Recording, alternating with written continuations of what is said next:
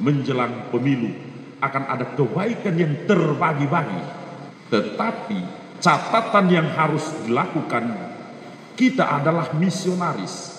Kebaikan yang kita lakukan tidak sifatnya momental. Kebaikan yang harus kita lakukan adalah panggilan, bukan momental.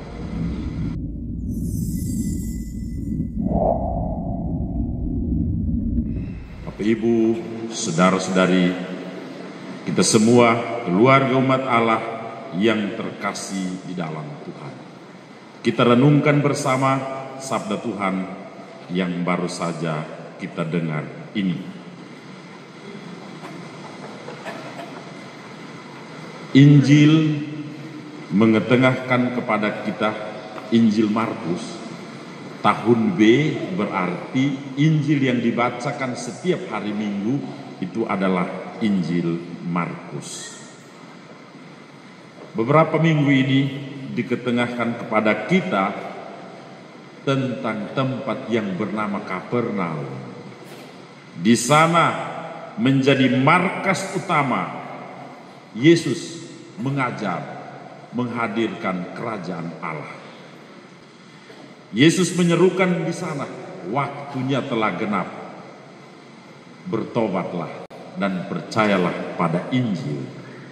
Tempat ini menjadi tempat favorit Yesus mengajar.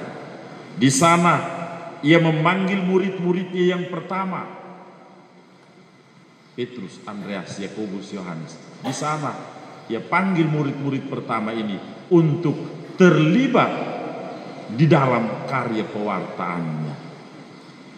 Ia masuk juga ke dalam rumah ibadat Kapernaum, mengajar dengan penuh kuasa Injil hari ini. Ia juga menyembuhkan segala penyakit dan kelemahan di Kapernaum. Di Kapernaum juga roh-roh jahat taat kepadanya. Di sini Yesus menunjukkan kuasanya. Yang menarik untuk kita renungkan hari ini, Injil Markus mengetengahkan kepada kita tentang kronologi, urutan waktu. Injil katakan menjelang malam, keesokan harinya. Urutan-urutan waktu ini menggambarkan kepada kita bahwa ada sekian banyak hal yang harus kita programkan di dalam hidup.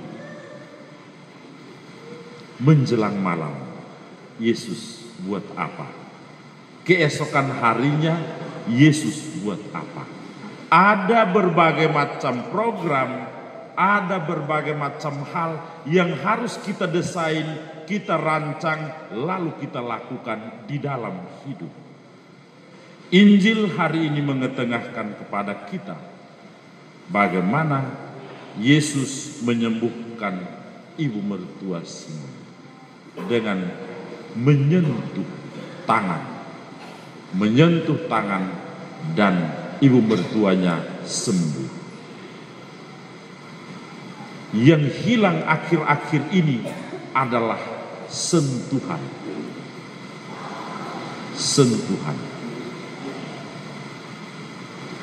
Padahal di sana ada kekuatan. Kekuatan menyentuh, berdampak mengubah.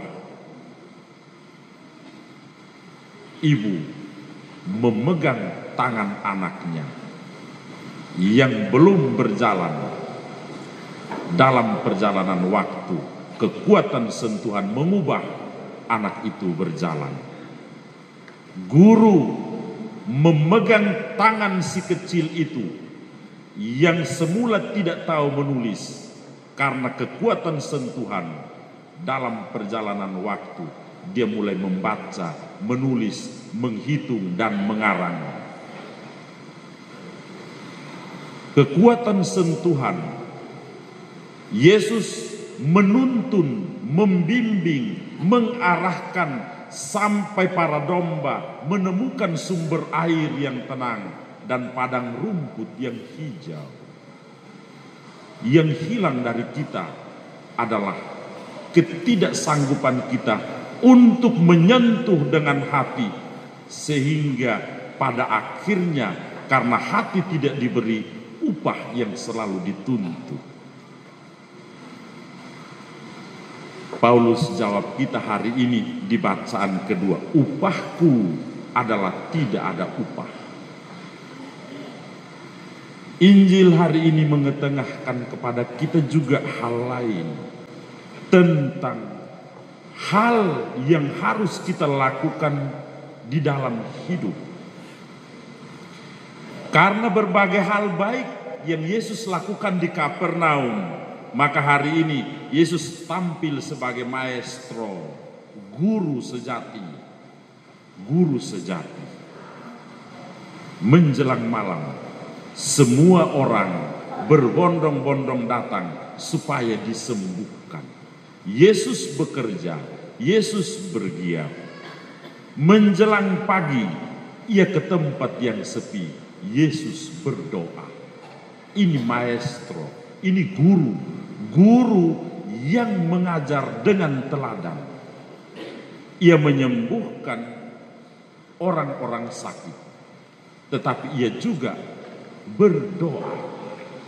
Kita bayangkan kalau Yesus saja berdoa, lalu kalau kita yang ikut dia tidak berdoa, kita mau kemana ini? Banyak kali kita terjebak dalam rutinitas dan aktivitas kita. Kerja sampai akhirnya onenam atas nama kita. Kita ada di sana. Orang yang doa, orang yang kerja dan lupa berdoa, itu adalah robot yang sementara hidup. Keesokan harinya Yesus berdoa. Kita juga bayangkan, seandainya kita hanya doa lalu tidak lagi bekerja.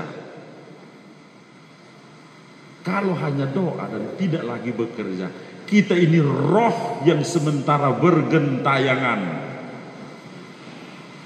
Padahal Injil mau menggugah kita bahwa kekuatan kerja ada di dalam doa yang kita panjatkan. Doa yang sejati harus berbuah di dalam apa yang kita kerjakan. Injil hari ini mengajarkan kepada kita demikian. Ada kerja, ada berdoa. Lalu poin ketiga yang diajarkan kepada kita lewat Injil hari ini adalah kita adalah misionaris. Kita adalah misionaris. Pergi untuk mengajarkan kebaikan. Pergi untuk mewartakan Injil. Pergi untuk berbagi kebaikan. Kita sedang ada dalam situasi ini menjelang pemilu. Akan ada kebaikan yang terbagi-bagi.